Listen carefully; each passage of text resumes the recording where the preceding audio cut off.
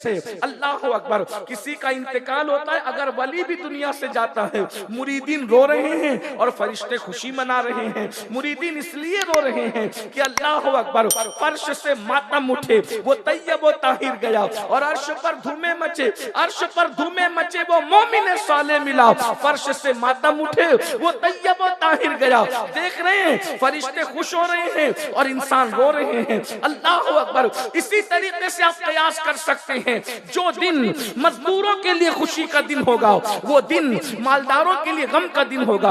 अगर मजदूरों की बात मान करके तनख्वाह बढ़ा दी गई है, तो बोलो सेठों का नुकसान होगा कि नहीं होगा? वो खुशी मना रहे हैं, हम कामयाब हो गए, ये गमगीन हो रहे हैं, हमारी जेब कट रही है। इसी तरीके से आप देखते चले जाएं। अल्लाह अकबर। लेकिन कायनात में एक दिन ऐसा भी आता है जो मालदारों के लिए भी खुशी का है और गरीबों के लिए भी खुशी का है। एक दिन ऐसा भी आता है जो जमीन वालों के लिए भी खुशी का है और आसमान वालों के लिए भी खुशी का है। एक दिन ऐसा आता है जो मुसलमानों के लिए भी खुशी का है और गैर मुस्लिमों के लिए भी खुशी का है। अल्लाह अकबर। एक दिन ऐसा आता है जो फर्शियों के लिए भी खुशी का है, अर्शियों के लिए भी खुशी का है। वो दिन कौन सा है? वो दिन सिर्फ और सिर्फ मिलादुन नबी का दिन है, मुस्तफा जाने रहमत की आमद का दिन है। आप कहेंगे वो क्यों? मैंने कहा मुसलमान इसलिए खुश हैं कि उनको ईमान मिला है, लेकिन गैर मुस्लिमों को जीने का सलीका तो मिला है। वरना जब तक के मेरे आका तशरीफ न लाए थे, अल्लाह अकबर, जो गैर मुस्लिम है उन्हें न खाने का शऊर था, न पहनने का शऊर था, न ओढ़ने का शऊर था। अल्लाह अकबर। मुझे यहाँ पर एक बात बतानी है आपको, आप उसको महसूस कीजिएगा। अल्लाह अकबर। मिलादुन नबी आए, मिलाद मुस्तफा आई, तो सबके लिए बरकत का दिन, सबके लिए रहमत का दिन। इस दिन मजदूरों को हक मिल रहा है। आका फरमाते हैं मजदूर का पसीना सूखने से पहले उसको मजदूरी दे दी जाए, मजदूर का पसीना सूखने से पहले उसको मजदूरी दे दी जाए। ये तो जानवरों के लिए भी खुशी का दिन है। अल्लाह अकबर। पहले लोग जानवरों को खाने के लिए कभी पैर काट देते थे, कभी कुछ उज़्व काट देते थे, जिंदा जानवर के उज़्व काट काट के खाए जाते थे। रहमतुल लिल आलमीन ने फरमाया अगर हलाल जानवर खाना ही है तो इस तरह उसको अजियत देकर न खाओ, बल्कि पहले गले के पास से उसको ज़बह कर लो, और जब उसका जिस्म ठंडा हो जाए फिर उससे जिल्द उतारो, उसके बाद उसे खाया जाए। अल्लाह अकबर। जिसने जानवरों के हुकूक बताए, जिसने इंसानों के हुकूक बताए, जिसने रास्ते के हुकूक बताए, जिसने दरख्तों के हुकूक बताए, जिसने पत्थरों के हुकूक बताए, अल्लाह अकबर, जिसने अल्लाह अकबर शौहर की चिता पर जलने वाली औरत के कदमों में जन्नत को समेट कर रख दिया और औरत का मकाम बताया, अल जन्नत तहता अक़दामिल उम्महातिकुम, जन्नत तुम्हारी माओं के कदमों के नीचे है। जब तक हुजूर तशरीफ न लाए थे, बेवाओं को चिता पर जलाया जाता था। आमिना के लाल एक बेवा खातून की गोद में तशरीफ ला करके दुनिया को बताते हैं, अरे अगर बेवा मनहूस होती तो नबी की माँ बेवा क्यों होती?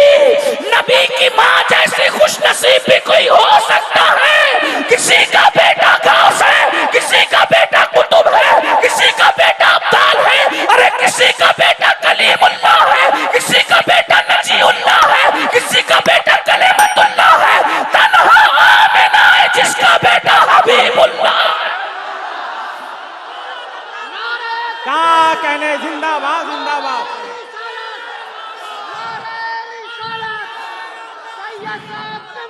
अरे जिस बेवा को सबने मनहूस जान करके चाहे वो रुस्वा किया था, मेरे नबी ने उन्हीं बेवाओं की इज्जत बढ़ा दिया।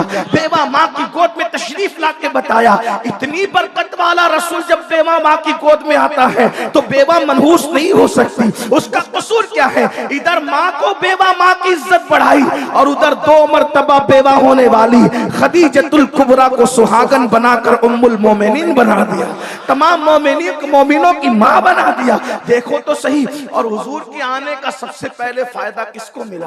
औरत को मिला।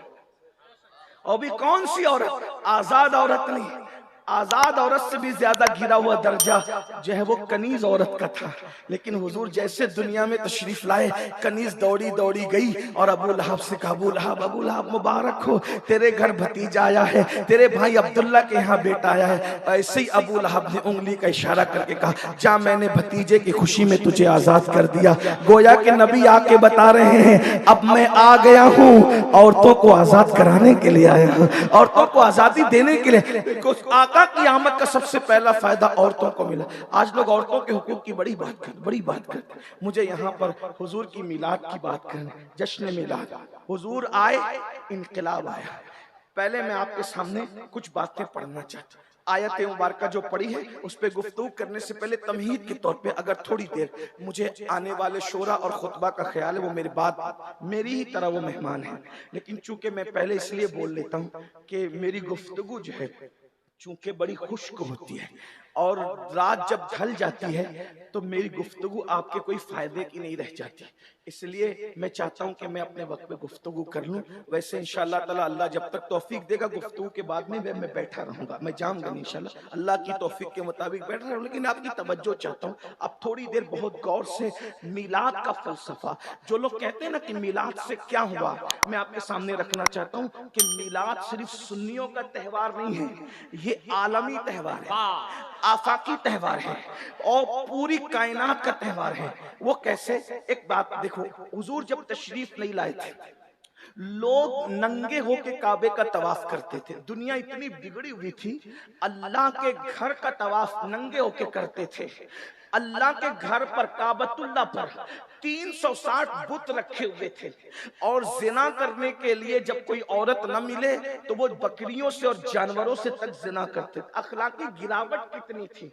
और सबसे बड़ी बात ये, आज जो दहशतगर्द लोग हैं उनकी तो हम लोग मुखालफत करते ही है दहशतगर्दों की, लेकिन आपकी खास नौजवानों की खास तवज्जो, आज के दहशतगर्दों की अहले सुन्नत ने हमेशा मुखालफत की है, क्योंकि हम सूफिया के मानने वाले लोग हैं। हमारे यहाँ किसी के हाथ की माला तोड़ना भी जायज नहीं है। तो जब हाथ की माला तोड़ना भी जायज नहीं है, अरे माला टूटती है तो मोती बिखरते हैं। आपकी अगर तवज्जो मेरी तरफ है तो इधर सुने भैया, बात नहीं करें तो जो इस तरह हुजूर का जिक्र हो रहा है, कोई किसी का जिक्र न करे, बस अब यार का जिक्र होगा बस, और किसी का जिक्र नहीं। तवज्जो फरमाए, माला टूटती है तो मोती बिखरते हैं, लेकिन जब सर किसी का अलग किया जाता है तो उसका पूरा खानदान बिखरता है ना। तो हमारे यहाँ जब माला तोड़ने की किसी के हाथ की इजाजत नहीं है तो फिर किसी का सर काटने की इजाजत कैसे हो सकती है?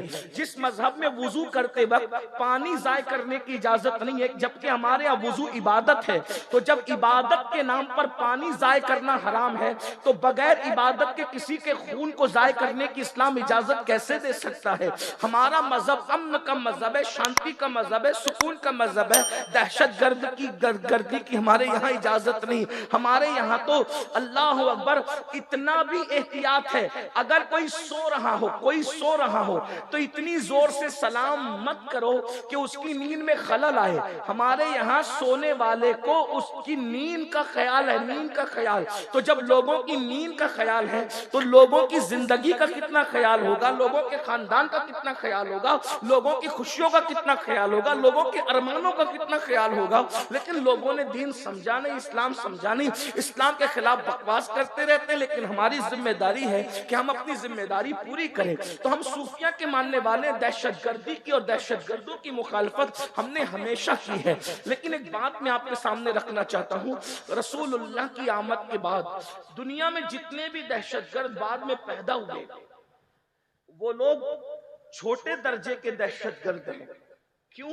क्योंकि हर दहशतगर्द दूसरों के बच्चों को मारता है, अपने बच्चों को नहीं मारता, बल्कि दूसरों के बच्चों को भी वो मारता है तो अपने बच्चों की खुशी के लिए मारता है ना, यही है। लेकिन जब रसूलुल्लाह सल्लल्लाहु अलैहि वसल्लम की मिलाद नहीं हुई थी तो उस वक्त दुनिया इतनी बड़ी दहशतगर्द थी कि लोग अपने बच्चियों को अपने हाथों से जिंदा दफन करते।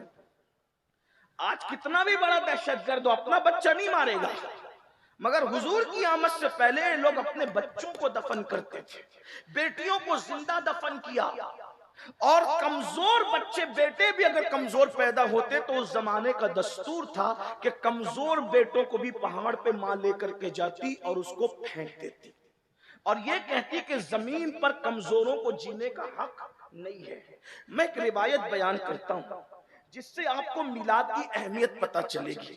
बहुत तवज्जो के साथ मेरे अल्फाज के जामे में एक रिवायत सुने, फिर मिलाद की अहमियत आपको पता चलेगी कि मिलादुन नबी है क्या, आमद रसूल है क्या, मिलाद मुस्तफा सल्लल्लाहु अलैहि वसल्लम है क्या, और मिलाद से किस किस को फायदा पहुंचा, किस तरह पहुंचा। आज लोग कहते हैं, पूरी दुनिया में कह रहे हैं, बेटी बचाओ, बेटी पढ़ाओ, बेटी की इज्जत करो। ये बात अगर आज लोगों को 1450 साल के बाद समझ में आई है तो ये सिर्फ मिलाद मुस्तफा का सदका है, आमद रसूल का सदका है। वरना जिनकी जबानें आज बेटी बेटी कर रही है, कल इन्हीं की जबानें बेटियों के ताल्लुक से क्या थी, मैं वो थोड़ा सा जायजा पेश करता हूँ। ये तारीख के अनमिट नकूश है जिस पे टिप्पणी नहीं कर रहा हूँ, सिर्फ हकायक आपके सामने रख रहा हूँ। देखिए, अल्लाह के रसूल अलैहि सलाम की आमद से पहले नंगे होके काबे का तवाफ करना, अगर औरतें मखसूस अय्याम में चली जाए तो औरतों को घरों के अंदर अंधेरे में बंद कर दिया जाता था। अगर बेवा होती थी तो हमारे भारत ही के अंदर ये तरीका था। सबूत है, मैं किसी मजहब पे टिप्पणी नहीं कर रहा हूँ, हालात बता रहा हूँ। हालात सिर्फ आप चेक करें क्या हालात थे। जब कोई औरत बेवा हो जाती थी उसका सर मोड़ दिया जाता था, उसके बालों को मोड़ करके उसको जो है कमरे में कैद कर दिया जाता था। वो शादियों में नहीं जा सकती थी, वो खुशी की महफिल में नहीं जा सकती थी। अब सुहागन औरतें उसको सुबह के वक्त देखती तो अपना चेहरा फेर लेती थी। सुबह के वक्त अगर औरतें आंगन से गुजरती, बेवा औरतें, तो वहां पर पानी डाला जाता था। ये बेवाओं के साथ, यानी बेवा का शौहर क्या मर गया, उसकी जिंदगी मौत से बदतर कर दी जाती थी। पहले तो जला दी जाती थी शौहर के साथ, और अगर जो बच भी जाती वो इस तरह बदतरीन हालात में जिंदगी गुजारती थी कि उसको कहीं हक हासिल नहीं था। ये दुनिया के हालात थे। यूनान को देखें, हिंदुस्तान को देखें, अरब को देखें। लेकिन अब आइए थोड़ा सा मिलाद पर तवज्जो करते हैं। हुजूर अलैहि सलाम की मेहनतें बहुत हैं, आप गौर कीजिएगा। बात जो कुछ चिल्लाने पे छोने चिल्लाने दें, क्यों चिल्लाने मुझे नहीं पता, लेकिन अगर जिक्र रसूल से बड़ी भी कोई चीज उनके नजदीक है तो वो बात करते रहे, लेकिन मुझे कोई गुस्सा नहीं इस पर। बात आप बहुत अच्छे से सुन रहे हैं माशाल्लाह। मुस्लिम टोला, वैशाली वाले और गिरद नवाज से आने वाले, अल्लाह तुम सबको मिलाद मुस्तफा का सदका दे। मिंबर वालों को भी, जमीन वालों को भी सब बड़ी मोहब्बतें दे रहे हैं, लेकिन आप थोड़ा गौर से बात सुने, क्योंकि ये बातें गौर से सुनने की है। ये तकरीर नहीं है, कोई खिताब नहीं है, ये सिर्फ जो है ये किसी के दिल का दर्द है जो आपके दिलों के दरवाजे पे कोई मुंतकिल करने आया है। बस बात इतनी है और बात कोई नहीं है।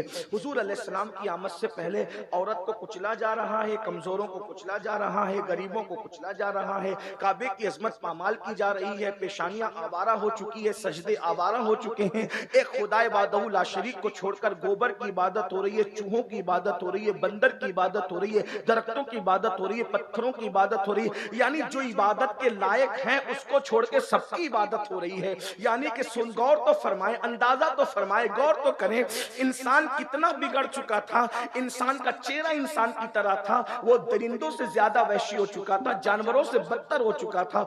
जो खुदा की हक तलफी करने लगे वो किसका हक अदा करेंगे। अल्लाह अकबर, अल्लाह अकबर। अंदाजा फरमाए हुजूर के आने से पहले के हालात जो मैं वाकया पेश करके आपको समझाना चाहता हूँ, बताना चाहता हूँ, जरा उसको महसूस करें। अगर दूसरे मकातिब फिक्र के भाई आए हैं उनसे भी मेरी गुजारिश है कि जरा मिलाद पर तवज्जो करें। मिलाद किस चीज का नाम है, मिलाद कहते किसे। अगर आपने किसी से सुन करके जो है वो यूं ही बोलना शुरू कर दिया है और यूं ही आप हुजूर अलैहि सलाम की मिलाद पर टिप्पणी करते हैं तो थोड़ा सा एक मुताला करें, मिलाद किस चीज का नाम है।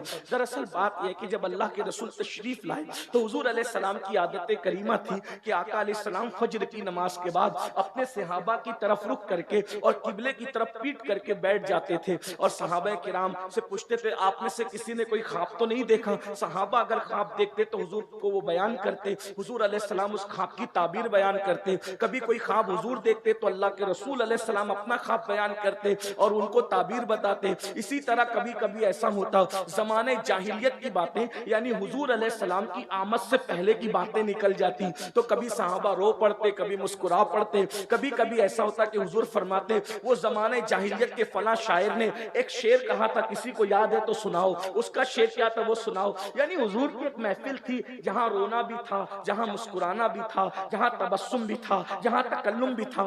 एक महफिल में सारी अंजुमने सिमट आती थी।